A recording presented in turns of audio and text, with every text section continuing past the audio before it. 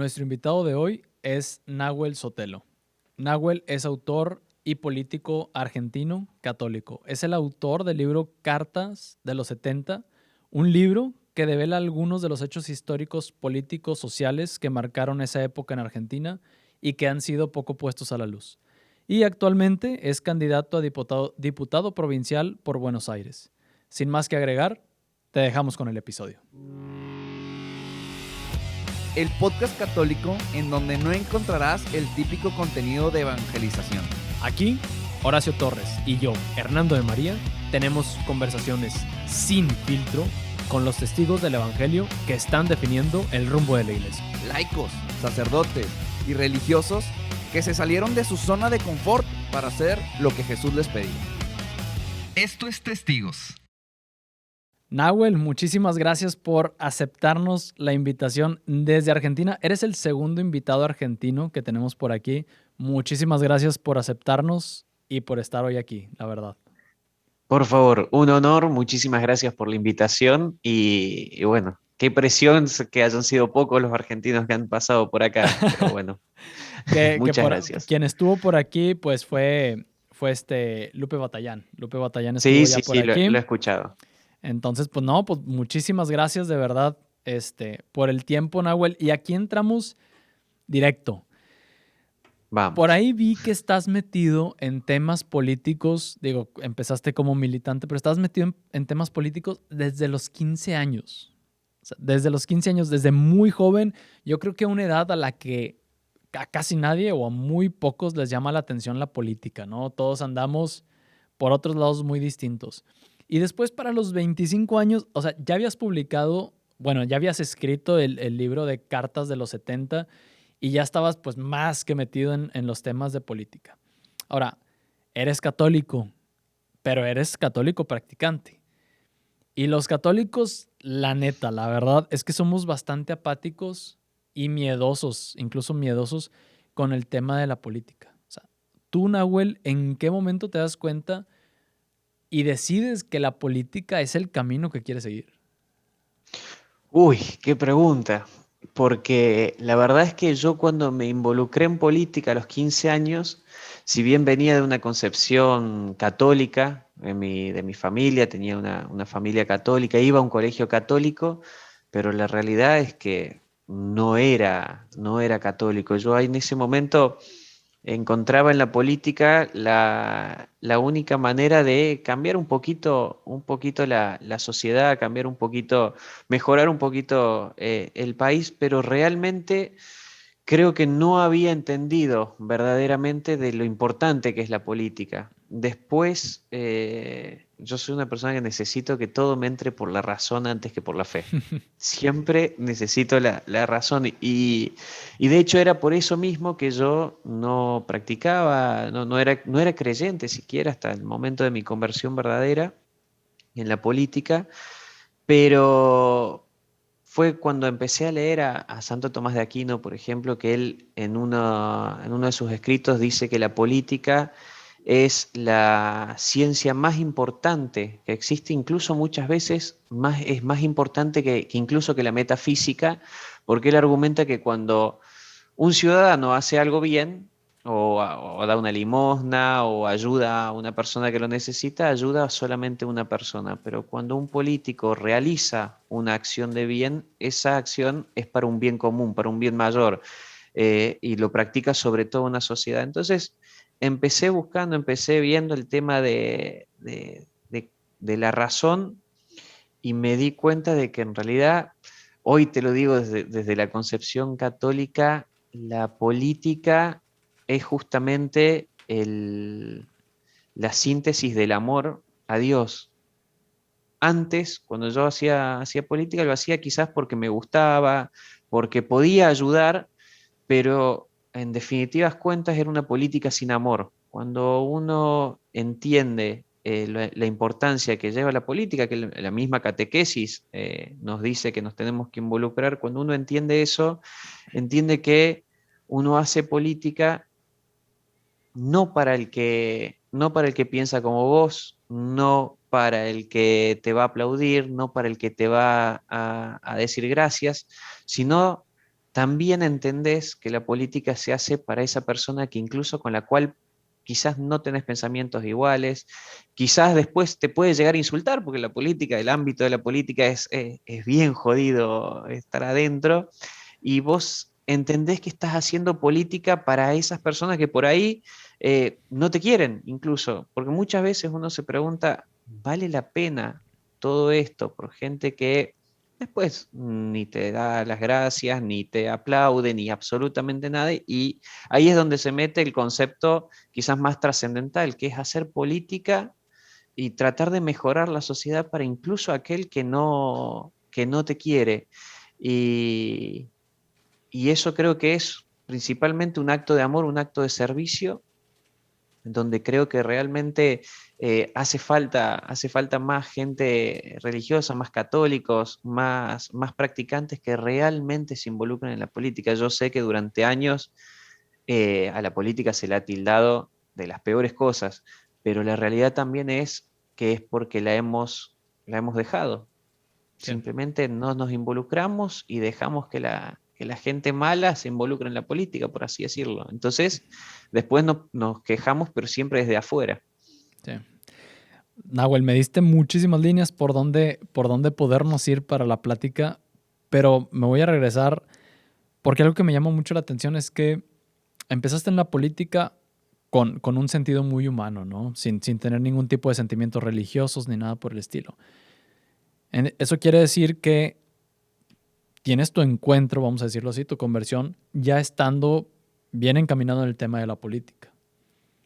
¿Cómo cambia específicamente tu perspectiva de lo que es política? Y ahorita ya medio respondiste eso, pero quisiera algo más conciso. ¿Cómo cambia tu perspectiva de lo que es la política al momento de abrazar con más fuerza tu fe?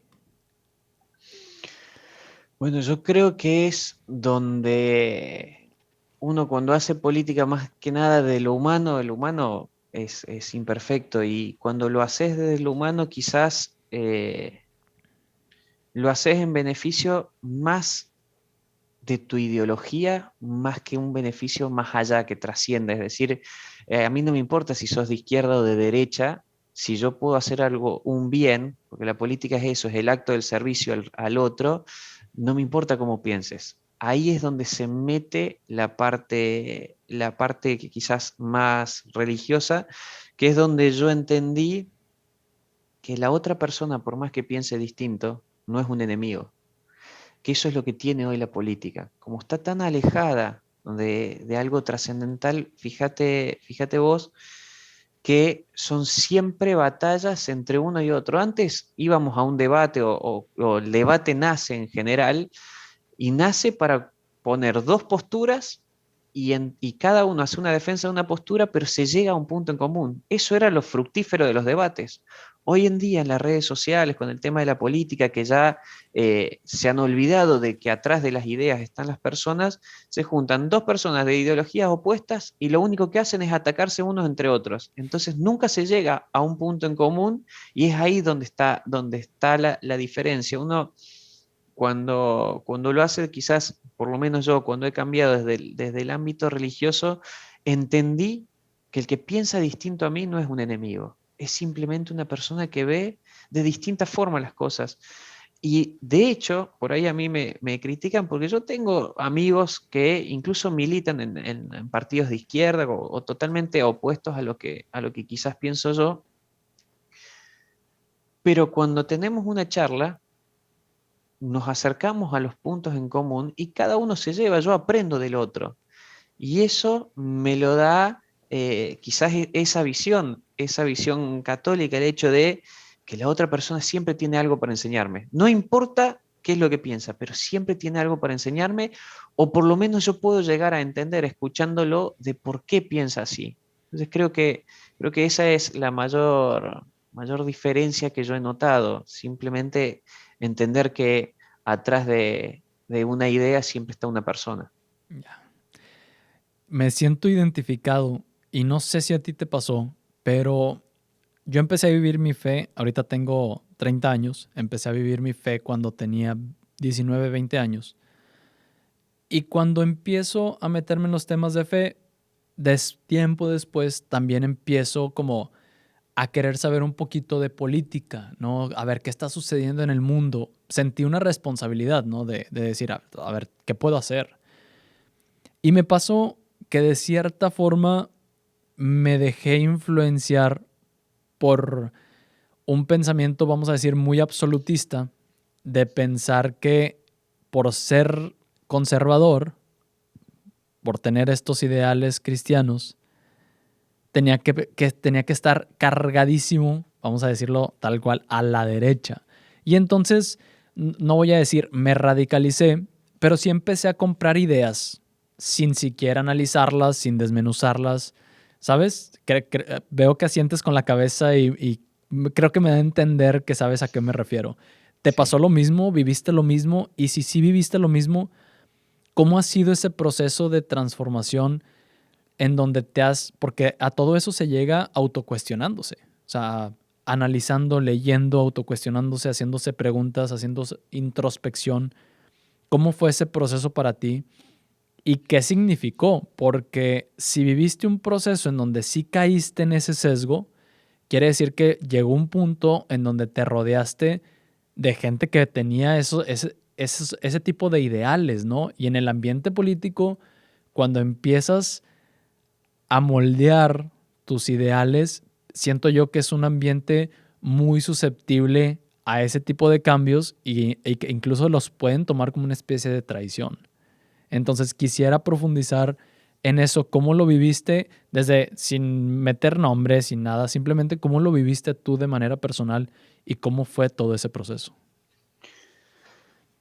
La verdad que ha sido un proceso que yo digo de conocimiento y proceso de crecimiento sobre todo, porque uno es cierto, yo en algún momento sí llegué a un punto donde uno toma todo como verdad absoluta y cree que es dueño de la verdad y, y sale, es como cuando uno recibe un nuevo conocimiento, cuando uno recibe algo, lee un libro, ve algo que dice, wow, esto no lo sabía, tengo que empezar a compartirlo y quiero salir a compartirlo y cuando veo que el otro todavía no lo sabe y lo piensa distinto, empiezo a atacar a esas ideas y eso nos pasa, creo, que es algo de propio de la persona, que uno se va moldeando y se va quedando en su zona de confort. Cuando vos te vas moldeando de a poquito, te vas corriendo y llega un momento donde vos estás cómodo, crees que sabes, que tenés la verdad absoluta, te olvidás de las personas, haces foco en las ideas, haces foco en la ideología y te olvidás de las personas y eso es dañino y eso hace ver de que justamente te cerrás a escuchar otras cosas. Fíjate que hoy vamos a poner casos X. Dos personas se encuentran, dos personas, una de izquierda, una de derecha. Cuando empiezan la charla, ambos empiezan con una actitud de atacar al otro, atacar la idea del otro, cuando en realidad, justamente cuando yo me empiezo a dar cuenta, respondiendo a esa pregunta, me empiezo a dar cuenta que hablaba y siempre hablaba los mismos y siempre era el mismo círculo. Y yo me sentía muy cómodo en ese círculo hablando, recibiendo likes virtuales, aplausitos virtuales, pero veía de que la verdadera esencia de la política es construir. Y vos no construís siempre con el que piensa igual. Tenés que construir con el que piensa por ahí, tiene otros puntos, si no te terminás cerrando en una secta, que Ujú. eso es lo peligroso. Porque una cosa es, en política uno busca conformar alternativas de poder, porque el poder lo puede y el poder logra cambiar las cosas. Que por ahí hay mucha gente que tiene miedo de hablar de poder. No, no, la verdad es esa. Uno en política busca poder para poder cambiar las cosas. En esa búsqueda de poder uno tiene que ir construyendo. Pero hay veces que nos resulta mucho más cómodo quedarnos en los aplausos sin salir a tratar de convencer al otro que piensa distinto o tratar de escuchar al que piensa distinto. Y es en ese proceso donde te terminas creando una secta o te terminas encerrando en una secta que no sé cómo será en México, pero en Argentina tenemos cientos de casos de partidos políticos que entienden o creen que tienen la verdad absoluta, se quedan en eso cerrados y nunca cambian nada. A mí me gusta hacer muchas analogías. Hay una historia de un pueblo, de un rey, donde llovió mucho, se crea un río entre el pueblo y la ciudad y no pasa. Entonces el rey llama a dos constructores y les pide que con unos materiales, piedras que había dejado, armen un puente para conectar al pueblo con la ciudad. Van estos dos arquitectos, estos dos obreros, y, y claro, los dos querían tener el regocijo del rey. Los dos querían ser lo más importante para el rey. Entonces los dos querían hacer el mejor puente, pero de manera distinta. Uno que arqueado, el otro recto, y se pusieron a discutir, a discutir, a discutir. Pasaban los días, pasaban las semanas, pasó el tiempo y seguían discutiendo porque querían tener el aplauso del rey. Y pasó el tiempo y se olvidaron que lo importante no era quién hacía el mejor puente o a quién iba a felicitar el rey, sino que lo importante era la gente que se estaba quedando del otro lado, que no tenía acceso a la ciudad para comer, para ir a buscar medicamentos. Entonces muchas veces pasa eso en política. No es mala intención, porque a veces no es mala intención, es simplemente que nos cerramos a una idea y perdemos el foco de que atrás de toda acción siempre hay una persona, siempre hay personas y, y al final terminamos perjudicando en vez de beneficiando a la gente que decimos que venimos a representar, ¿no? Nahuel, ahorita mencionaste un tema que se me hace muy interesante y hablabas del poder. Y decías, bueno, es que a lo que te entendí así, parafraseándote, es que el poder es necesario, ¿no? Necesitas alcanzar ese poder para poder, ahora sí que estoy dándole vueltas a la misma palabra, necesitas el poder para que eso te permita hacer cambios desde un nivel desde el que se pueden hacer cambios grandes, ¿no? Masivos.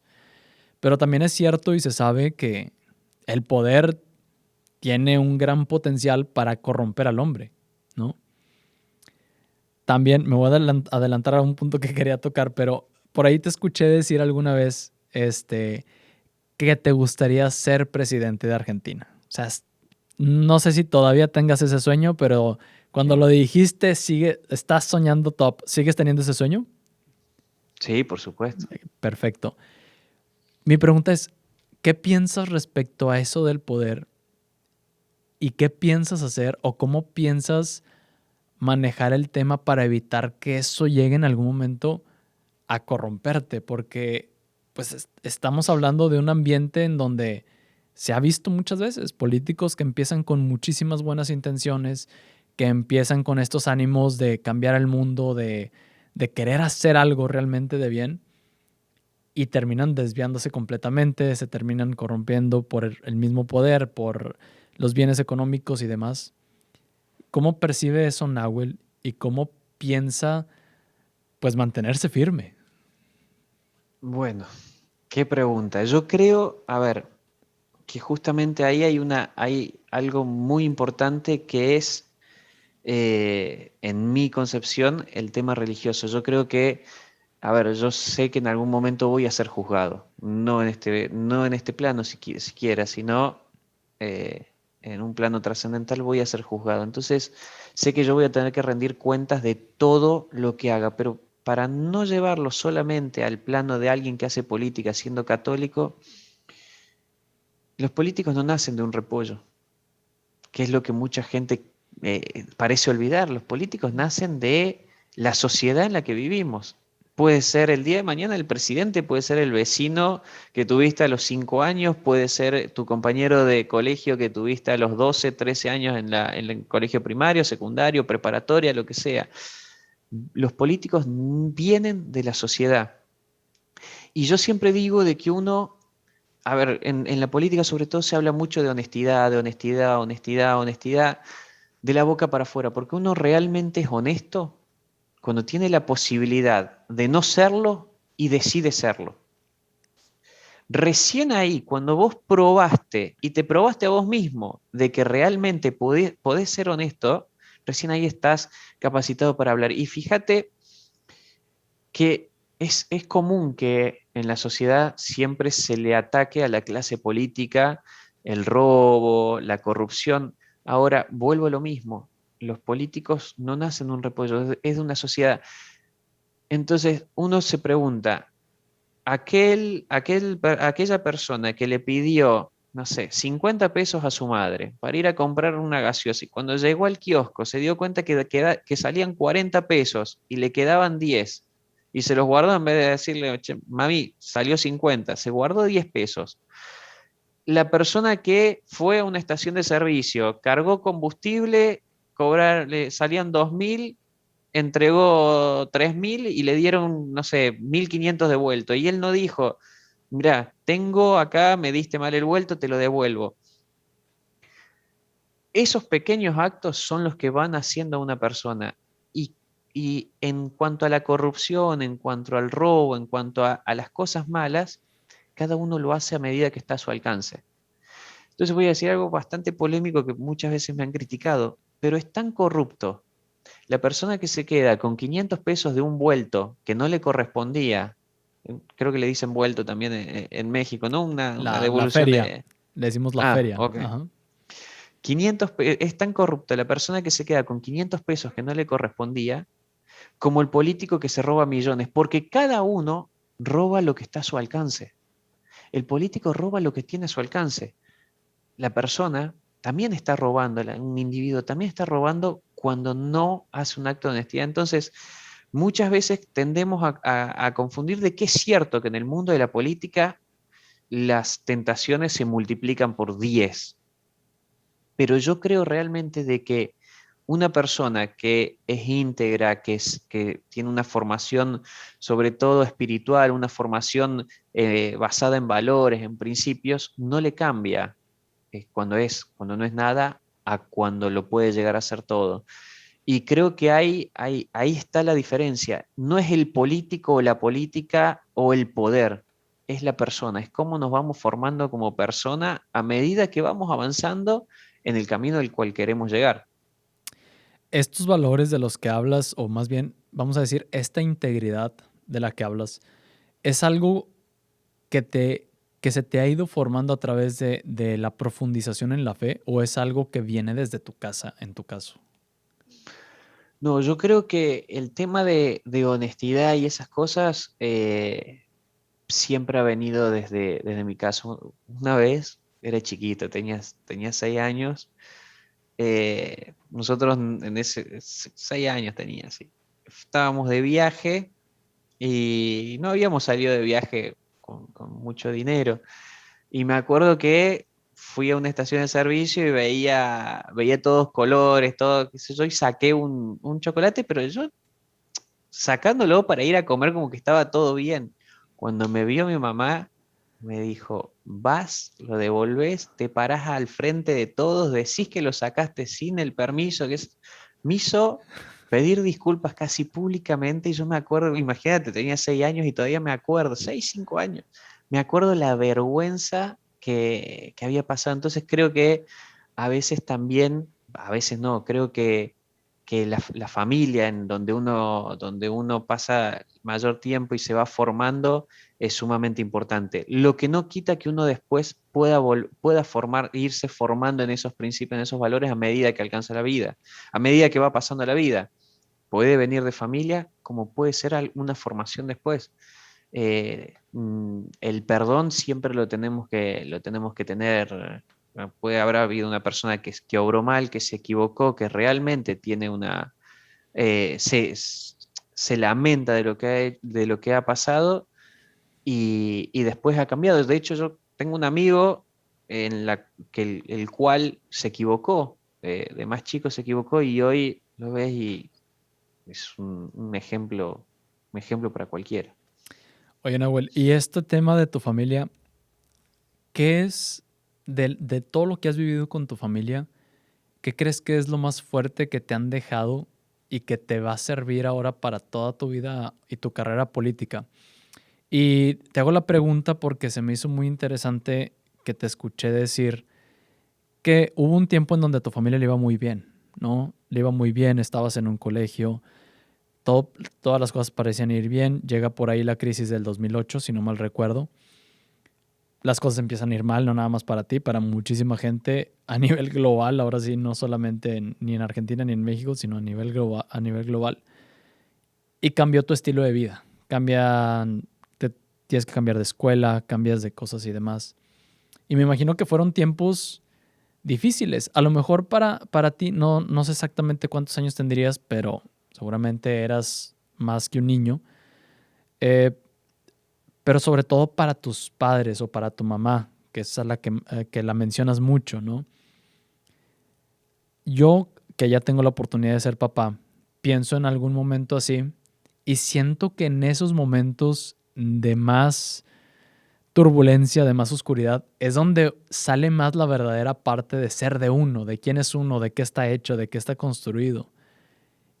Y pienso que de ahí puede haber algo que tú hayas sacado y que sientas que gracias a eso eres el Nahuel que eres hoy. ¿Hay algo en particular que puedas distinguir tú de todas esas vivencias y que digas, este suceso o esto que vi o esto es lo que siento que más me ha impactado y más ha formado lo que soy hoy y que me va a sostener en mi carrera política? Yo creo que de esa época lo que más saco es la capacidad que uno tiene por ahí, cuando llega todo, cuando llega la crisis, cuando está todo mal, uno tiene dos opciones. Mi abuelo solía decir, en épocas de crisis hay quien llora y quien sale a vender pañuelitos. Creo que eso es lo que más me ha enseñado, el hecho de que podés llegar a perder absolutamente todo, todo. Pero tenés dos opciones, o tirarte y lamentarte por lo que estás viviendo, o salir adelante con el trabajo, con lo que sea, con el laburo que haya, con lo que encuentres, con lo que sea, salir adelante y por supuesto que, que lo que yo siempre digo, antes daba algunas charlas a gente que realmente lo necesitaba y lo que creo que me ha mantenido a mí más allá de todo es un sueño.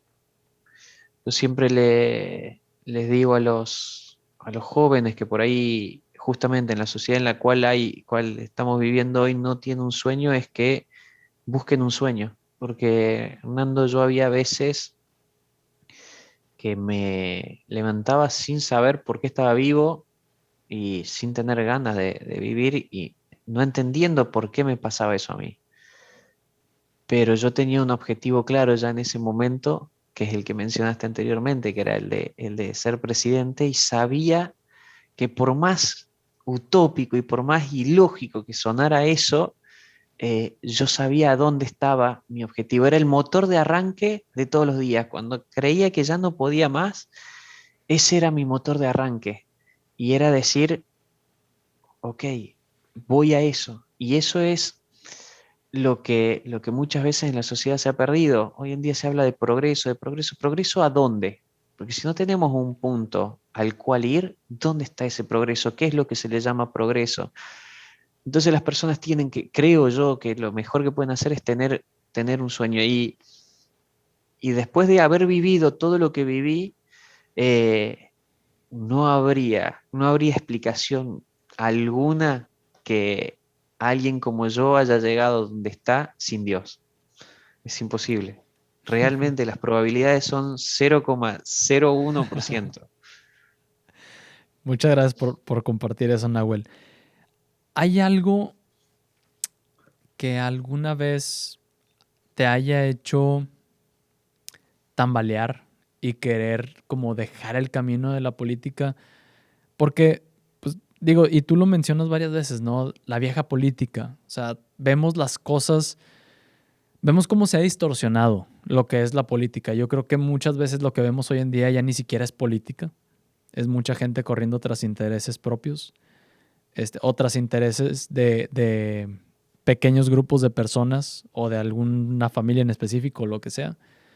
Pero alguna vez te tocó ver algo que te haya hecho, y no estoy pidiéndote que me digas qué viste, pero simplemente saber si hay alguna vez algo que te haya hecho ahora sí que casi desistir de este sueño que tienes tú de llegar algún día de ser presidente? Y si sí, ¿cómo saliste de eso? ¿Qué fue lo que te empujó a decir al carajo? O sea, no importa eso que vi, sé que puedo seguir y tengo que seguir. Mira, en el camino de la política, mientras uno va creciendo, eh, yo creo que fácilmente debo haber renunciado 80 veces. Fácil. 80 veces debo haber dicho hasta acá, hasta acá, hasta acá, pero siempre en voz baja. Nunca, nunca al resto, porque también eso es otra cosa que tiene la política, que uno tiene que ser fuerte y entender, porque siempre te va a hacer daño las cosas del diario, del diario de la vida, ¿no? Siempre te va a hacer, te van a atacar, te van a insultar, te van a hacer un montón de cosas, pero donde yo me mantengo firme y es mi pilar es justamente que si Dios me puso esta vocación tan fuerte en el corazón es porque realmente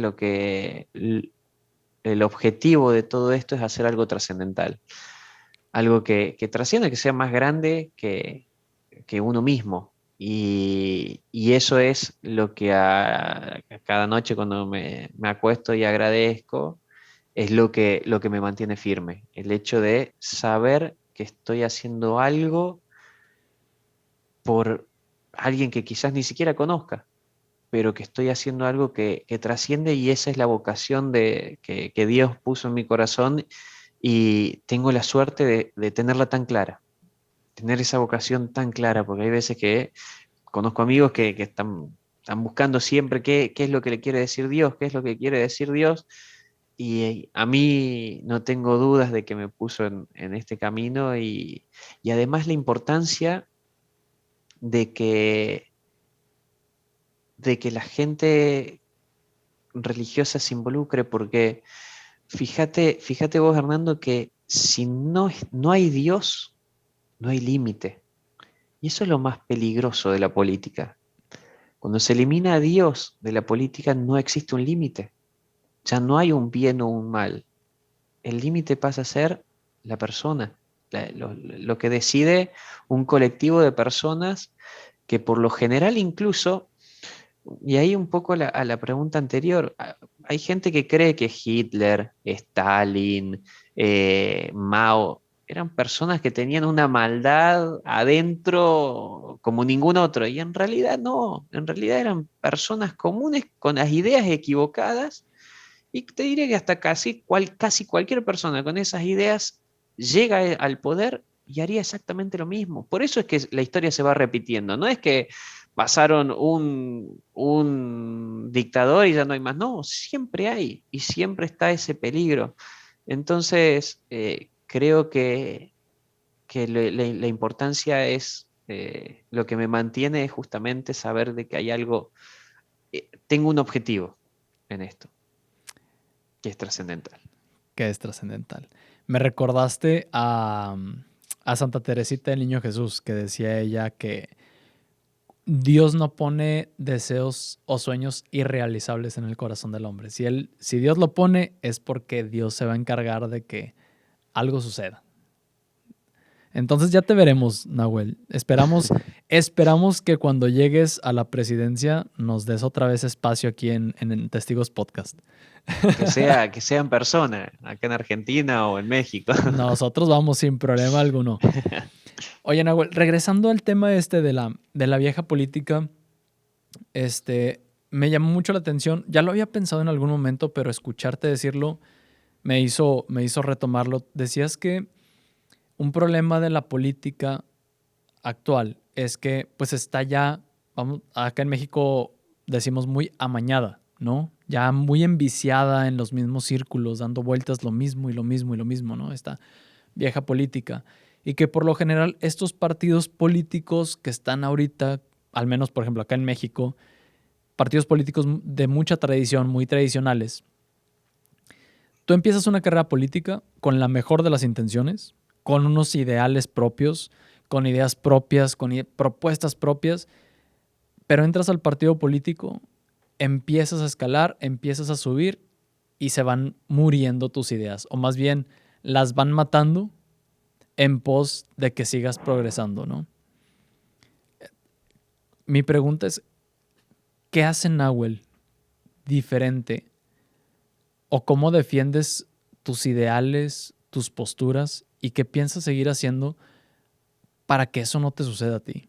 O sea, para que independientemente de quién se te ponga enfrente, independientemente de quién o qué te pidan hacer, tú te vas a mantener firme y no vas a dejar que tus ideas se vean opacadas por querer implementar, vamos a decir, viejas ideas e incorrectas, ¿no? De otras personas. Porque ya dijeras tú, bueno, son ideas correctas.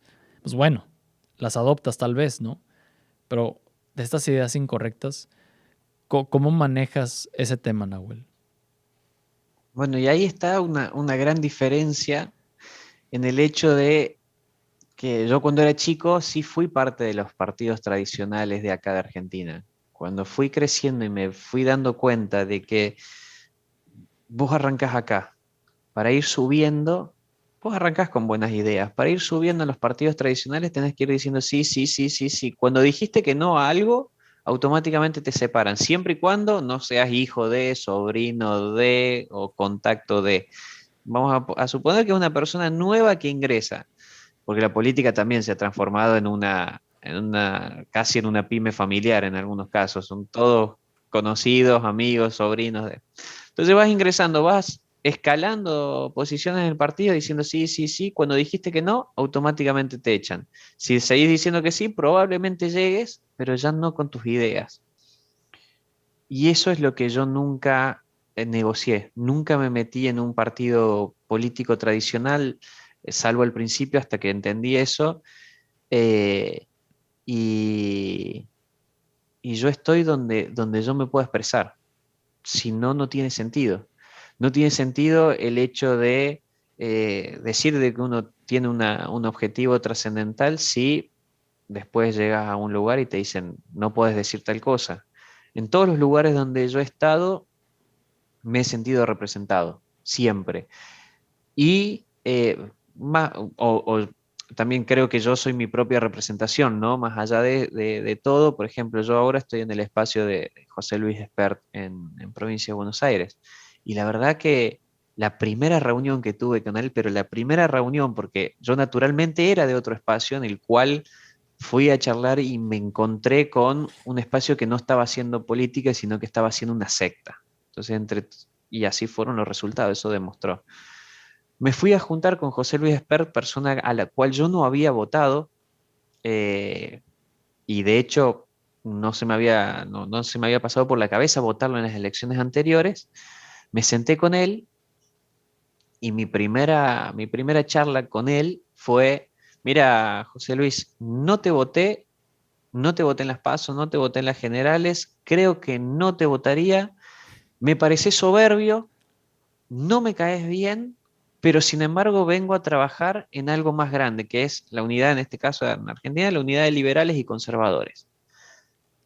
José Luis, espera, en ese momento me podría haber dicho, volvete por la puerta donde está, o sea, ¿quién sos para venir a decirme eso a mí? O sea, fui candidato a presidente, soy doctor en economía y vos me vas a decir. Y sin embargo, que yo rescato muchísimo, me dijo, qué lástima que tengas esa imagen de mí, ojalá que en algún momento la puedas cambiar, pero necesitamos trabajar para la unidad de liberales y conservadores para hacer algo mucho más grande de lo que ya logramos en el 2019. Esa primera reunión a mí me marcó y dije, esta es la persona con la cual yo puedo trabajar. Hoy en día soy prácticamente amigo de José Luis, cambié absolutamente toda la visión que tenía, porque era una visión que me la había hecho a través de la televisión, pero justamente fui a un partido y donde podría haber guardado mis pensamientos y todo, que era la primera reunión fundamentalmente, sin embargo no lo hice. Y creo que más allá de todo, Dios siempre premia con la verdad.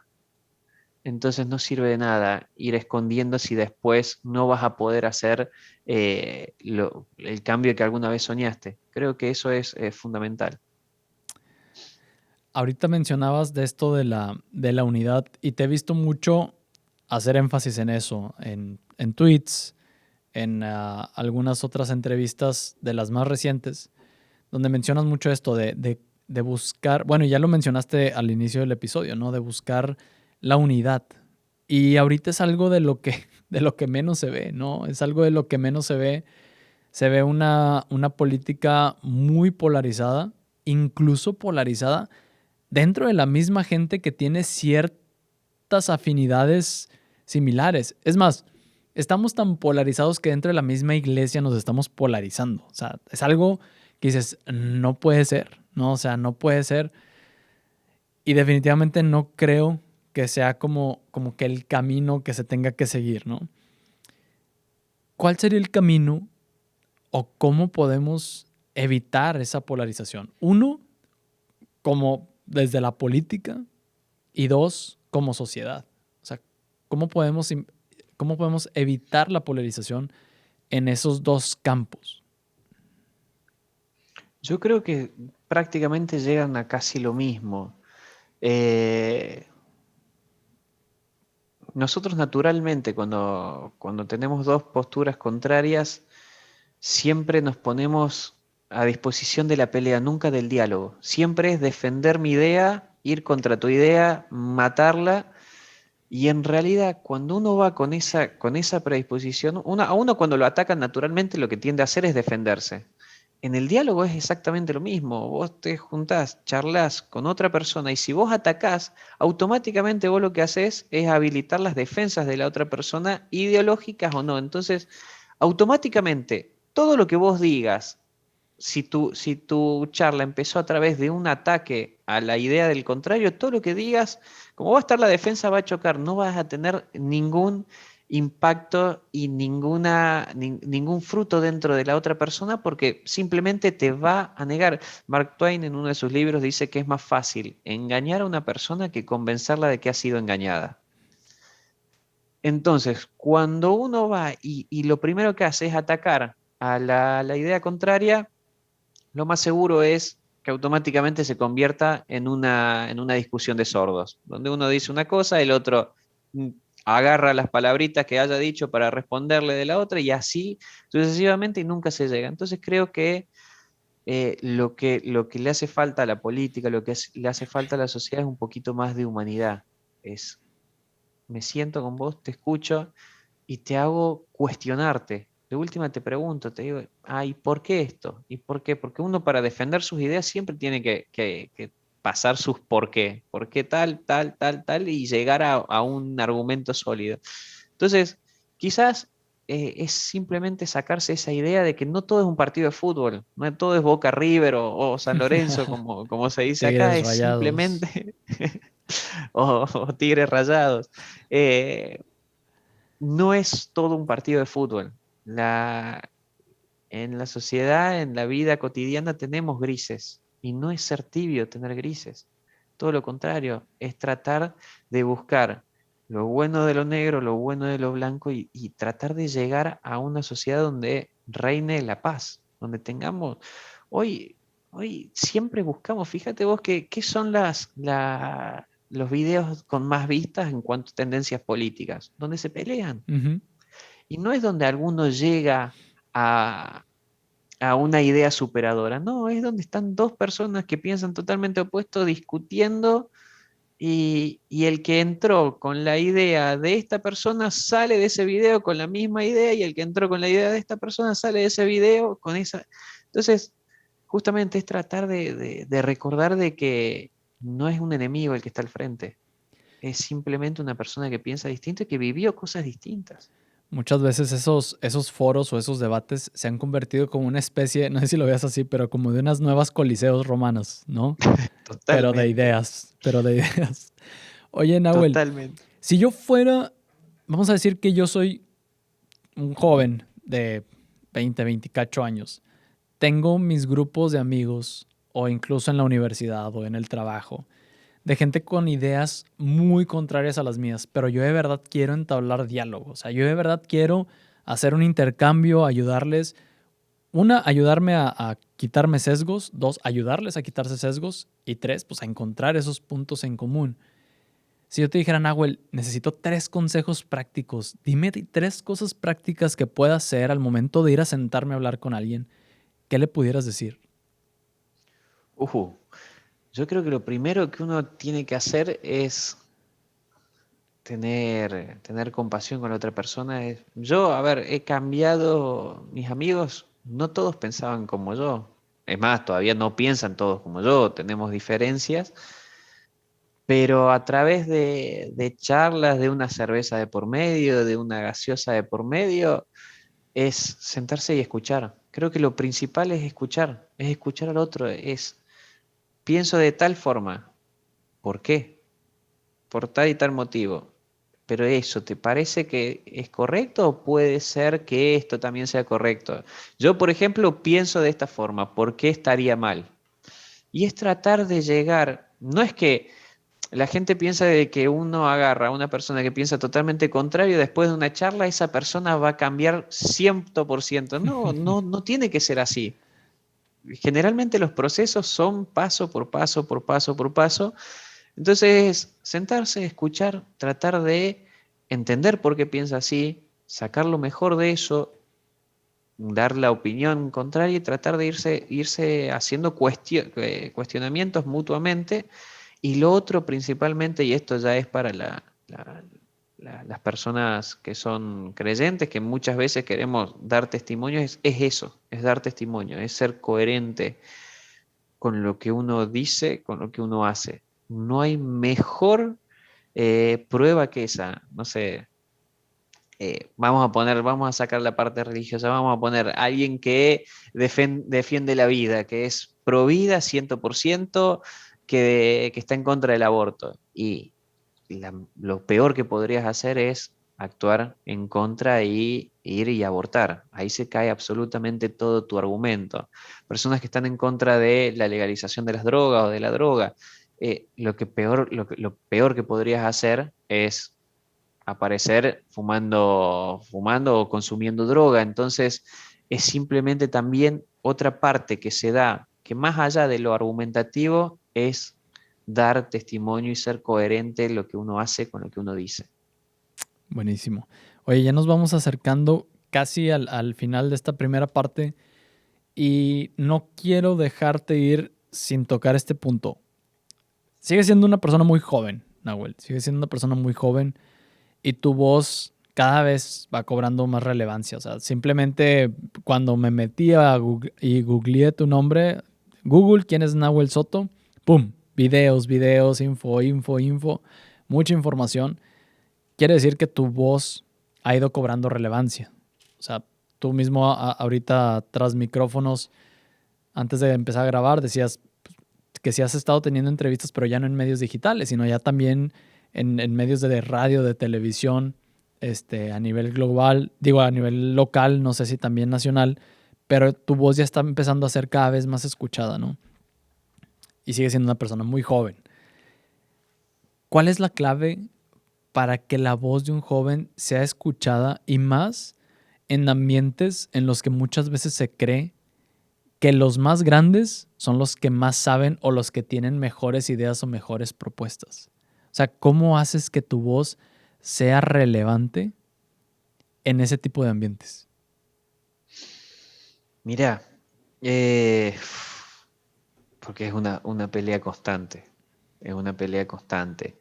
El hecho de que a veces la política parece que se ha centrado en que los mismos de siempre mantengan el poder y que tienen toda la razón. Yo hay veces que me dejo la barba cuando voy a reuniones importantes, me dejo la barba a propósito porque siempre está eso de el joven no puede meterse en la política de los grandes. Es más, en los partidos tradicionales generalmente está el partido y la juventud. Y más allá de todo, lo que quieran decir es simplemente una separación para que los jóvenes no participen en las ideas o en las partes importantes, en las reuniones importantes. Lo pueden maquillar, lo pueden mostrar como de mil formas, pero la realidad es que los jóvenes en los partidos tradicionales separan juventud de las personas que toman las decisiones. Ujú. A mí nunca me gustó esa división y siempre intenté valerme por mí mismo y demostrar que, que eso es una cosa absurda de la vieja política, porque eso es una práctica de la vieja política. De hecho, ahora en estas elecciones que pasaron, fui el único apoderado legal del frente de la cuarta fuerza de la provincia de Buenos Aires, que es la provincia más importante en cuanto a votos de Argentina, y fui el único. Soy primer candidato de una de las secciones más importantes en cuanto a votos también de la provincia de Buenos Aires, y creo que no hay una clave, es simplemente tener confianza, saber de qué está uno hecho y también es pelearse contra el que piense lo contrario. Es, A uñas y si me des- dientes.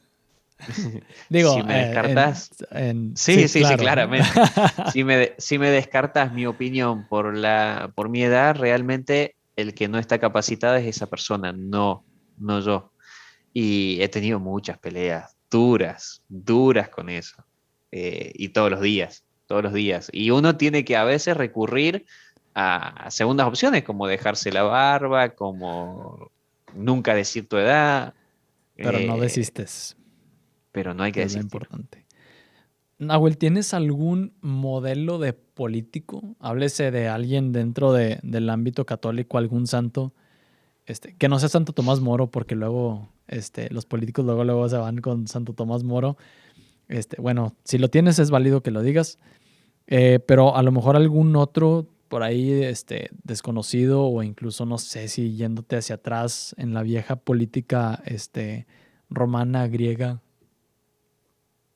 Mirá, más que santo, que sería una respuesta que todo el mundo da, a mí quien me ha hecho crecer mucho espiritualmente, y desde el campo de la razón, y que lo tomo como guía, no es político, pero es Fulton Sheen, que yo recomiendo a todo el mundo que puedo que lo lea, lo conozca, lo escuche, que es una cosa increíble porque mezcla razón, fe. Creo que si yo tuviese un ejemplo, o quizás un guía más que nada, mi guía es Fulton Sheen. ¿Hay algo en particular que pudieras compartirnos, sobre todo aquí para los que tal vez no ubiquen a Fulton Sheen?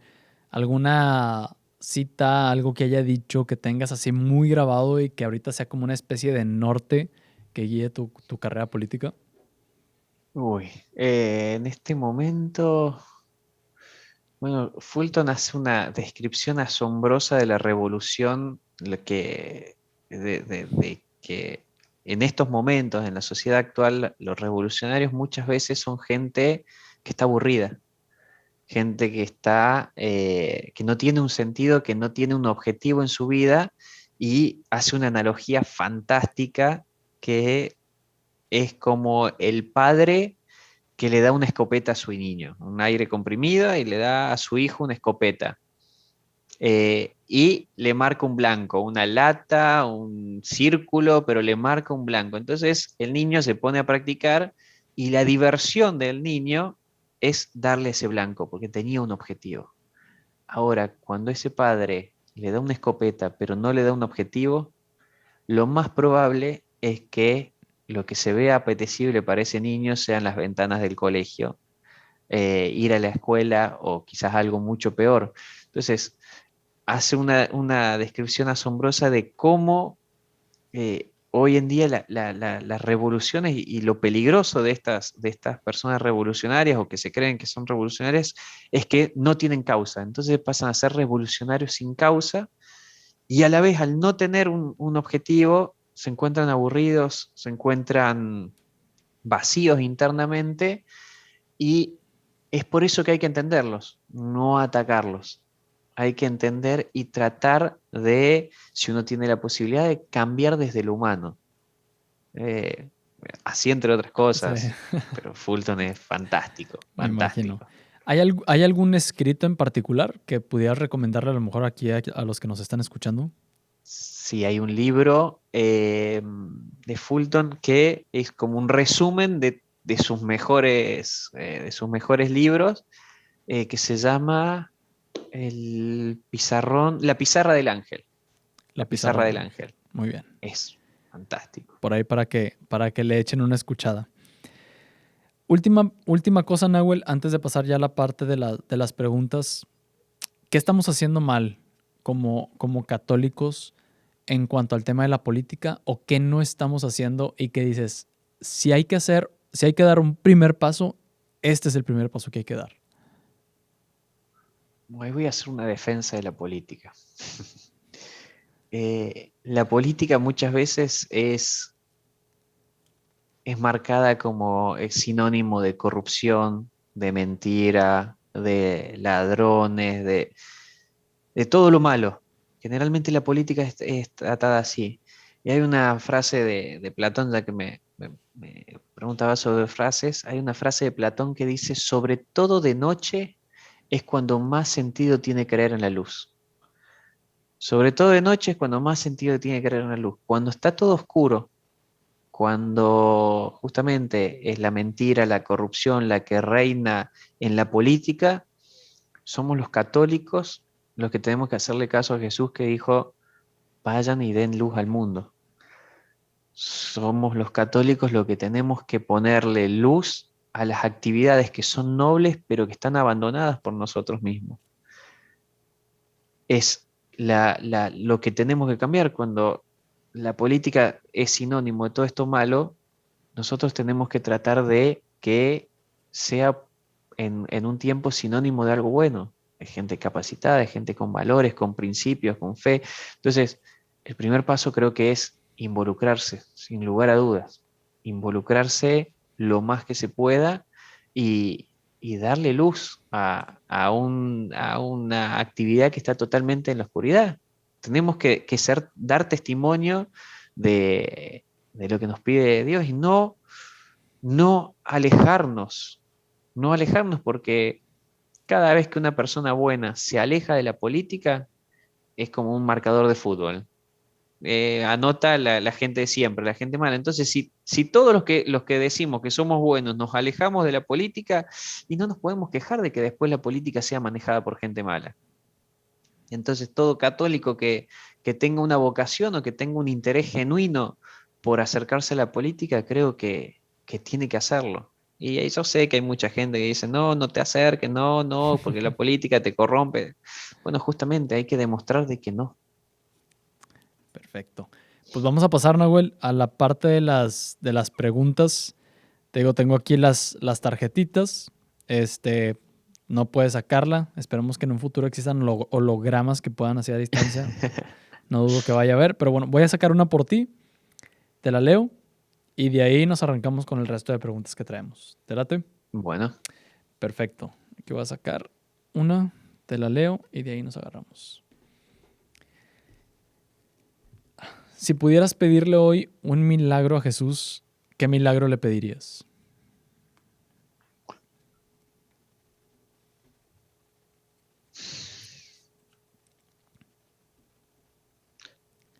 no, si tuviera que pedir un milagro,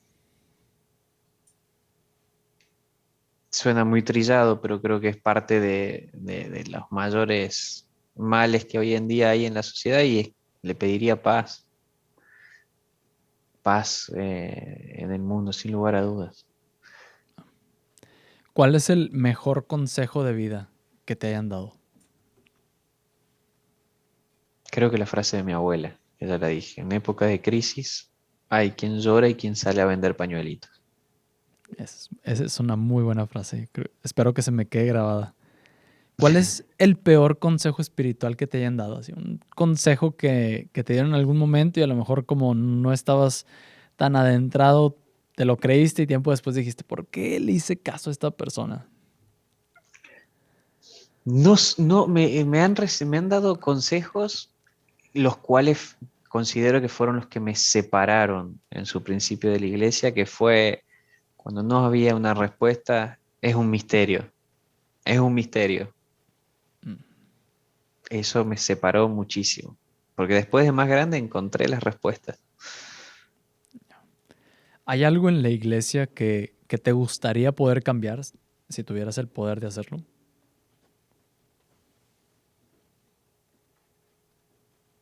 Mira, yo creo que cambiar no, pero vuelvo con las citas, que creo que es de Castellani, que dijo, cuando los curas eran más humanos, las personas eran más divinas.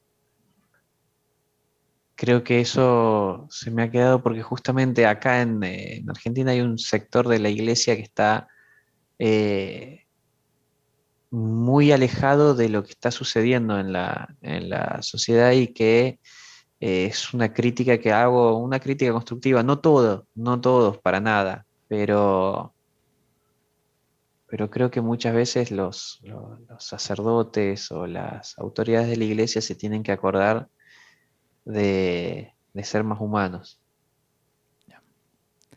¿Hay algún libro, Nahuel, que haya marcado un antes y un después, un parteaguas en tu vida espiritual?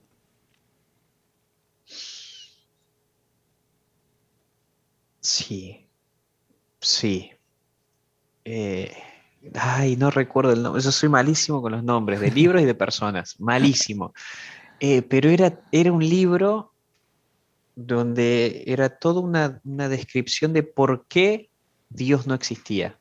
Pero toda una descripción de por qué Dios no existía. No es libro conocido, por eso no me acuerdo. Eh, Todo el libro iba argumentando de por qué Dios no existe.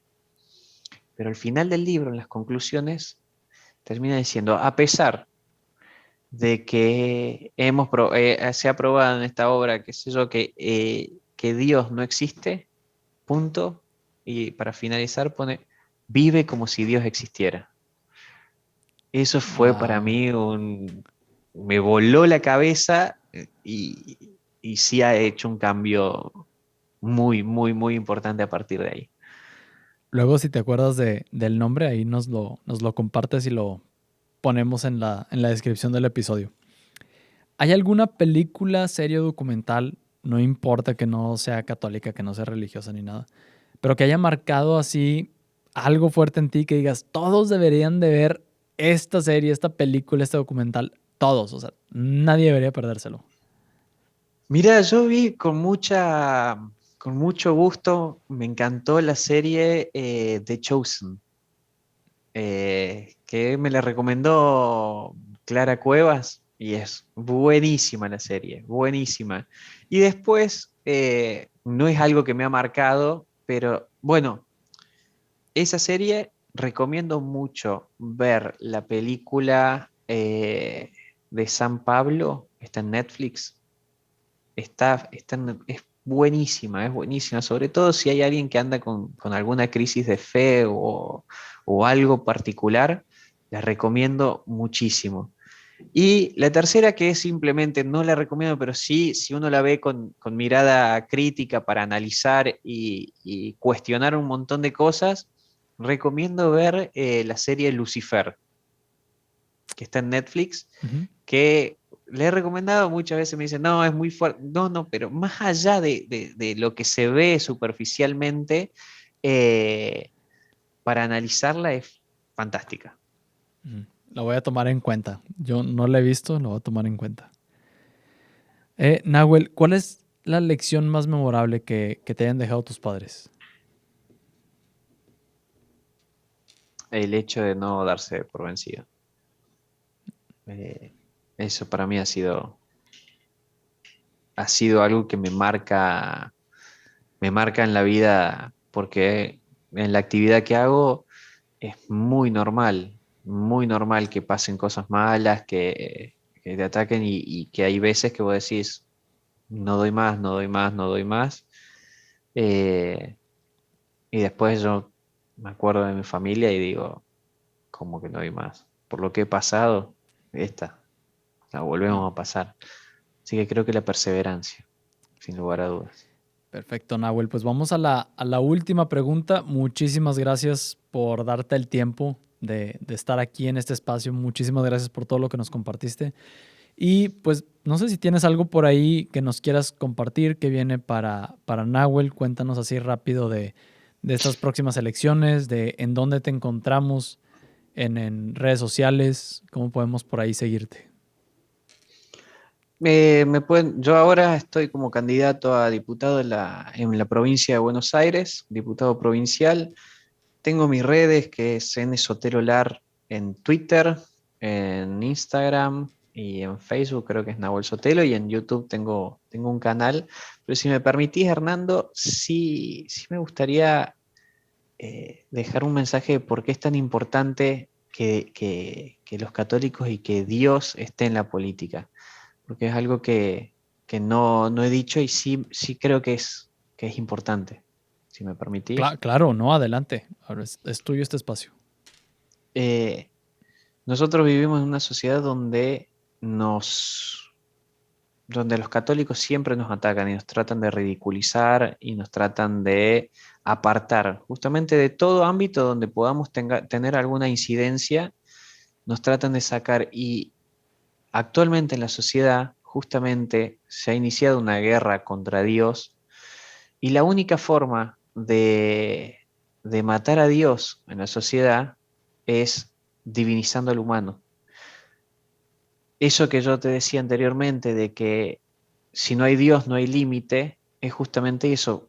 Si uno se pone a fijar, cuando tiene a Dios en la sociedad, siempre hay un límite, siempre hay un techo que te dice que está bien, que está mal. La única forma de vos poder destruir eso es elevando al humano, divinizando al humano.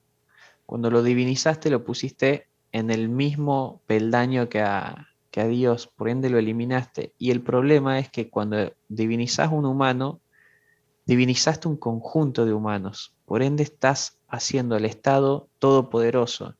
Y es por eso que tenemos las leyes que tenemos, las leyes que te dicen que en la semana 14 y 6 días no hay vida, entonces podés abortar, pero a partir de la semana 14 y 7 días ya hay vida, no podés. Por eso es que el Estado puede ir en contra de las leyes. Si vos naciste hombre, te sentís mujer, el Estado te puede decir que sos mujer.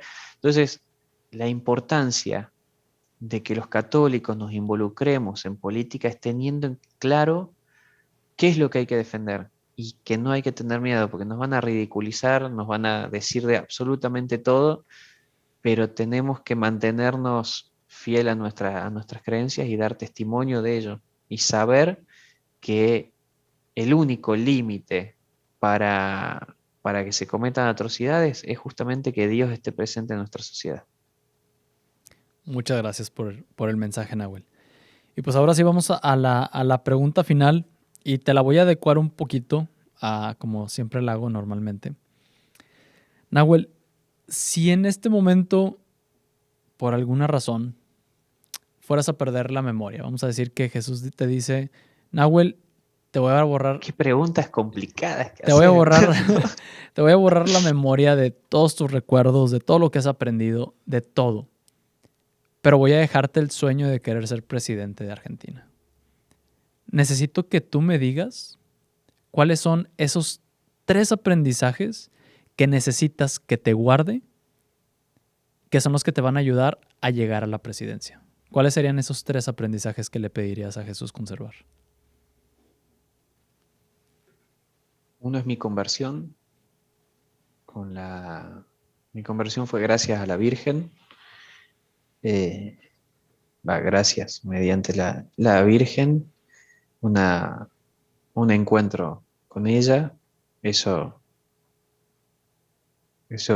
no lo eliminaría por nada del mundo. Otra cosa es el ejemplo de la perseverancia que me ha dejado sobre todo mi madre. Y el tercero es algo que yo le vi hacer a una persona que quizás la tenía idealizada justamente en el ámbito de la política, la tenía idealizada, para mí era, wow, una persona increíble y,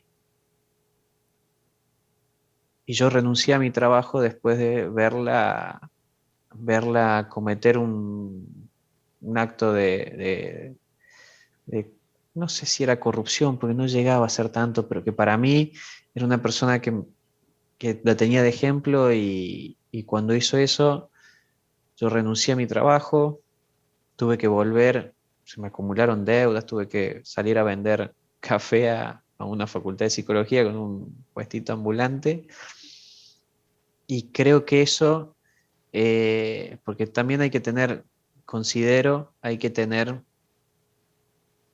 algo malo que nos haya marcado para saber cómo es lo que uno no tiene que hacer. Tenemos que tener eso de qué es lo que uno tiene que hacer, pero también es importante saber a dónde uno no tiene que ir.